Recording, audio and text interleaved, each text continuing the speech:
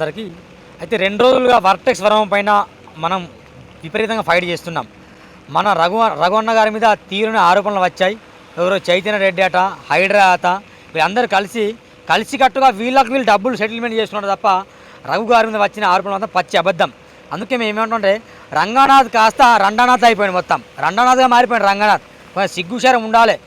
మీరు వచ్చినప్పుడు ఉంటే కబ్జాలు విపరీతంగా పెరిగిపోయాయి.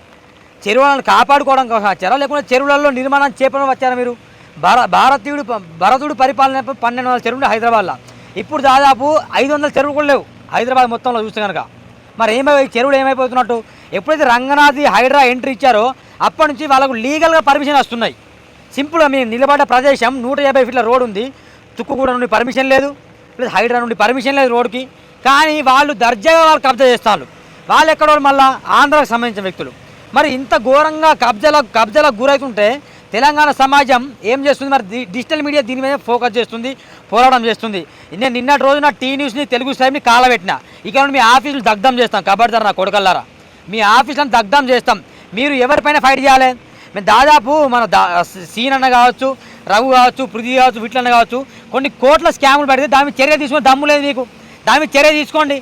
తీసుకోరు. ఎలిగేషన్ మా మీద చేస్తారు. మళ్ళీ మీరు 3,000, 5 లక్షలు ఇచ్చిండు, 10 లక్షలు, 5 కోట్లు ఇచ్చిండు అని చెప్తారు. మళ్ళీ కోట్ల కేసే వీడియోలు డెలిట్ చేపిస్తారు. మీకు ఏంది ఇజ్జత్ మానం, సిగ్గుశరం మీకు లేదు. అనవసరంగా మేము చేసిన పోరాటం పైన మీరు మా మీద పోరాటం చేస్తారు.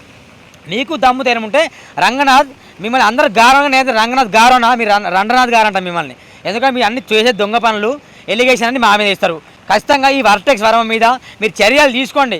నిజంగా మీరు చర్యలు తీసుకునే దమ్ము లేదు. ఎందుకంటే అసలైన సెటిల్మెంట్లు మీకే అయినాయి. సుమారుగా 500 కోట్లు వర్టెక్స్ వరం నుండి ఈ మన బీఆర్ఎస్ వాళ్ళకి కావచ్చు, కాంగ్రెస్ వాళ్ళకి కావచ్చు, బీజేపీ వాళ్ళకు అందరికీ ముట్టింది. All are equal before the law అన్నట్టు all are equal in front of HYDRAA అయిపోయింది. అందరు in front of HYDRAA all are equal అయిపోయింది. అంటే ఎవరు?